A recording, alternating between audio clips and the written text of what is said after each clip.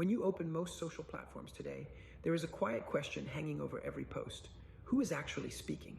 Is it a real person, a coordinated bot network, a burner account, or an influence operation designed to look spontaneous? That ambiguity used to feel like background noise. Today, it has become a structural weakness of the digital public square itself. This is the environment in which W was introduced at the World Economic Forum in Davos. It is not positioning itself as a faster or louder alternative to X, but as a structurally different one. A European platform designed around a single provocative idea. Verification is not a feature, it is the foundation. On W, every account is tied to a real person through ID and face verification. This is not the performative verification that became a paid badge and then a punchline. It is a gatekeeping mechanism meant to raise the cost of manipulation and collapse the distance between speech and accountability. The assumption is simple.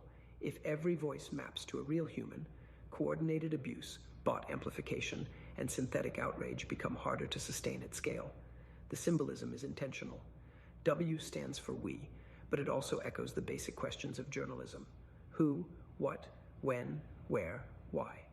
Even the logo, a double V, is framed as values and verification. This is a product built around the idea that trust cannot be retrofitted after the damage is done. It has to be engineered from day one. Infrastructure matters too. W commits to hosting data entirely within Europe under EU law as part of a broader push for digital sovereignty. The message is that Europe should not only regulate global platforms, but also prove it can build credible alternatives grounded in its own legal and cultural framework. Leading the project is Anna Zeiter, who left her role as Global Chief Privacy Officer at eBay to take on the challenge. Her bet is that strong identity verification and strong privacy controls are not opposites, but complements, and that serious political and civic discourse may actually benefit from fewer masks. The unresolved question is adoption.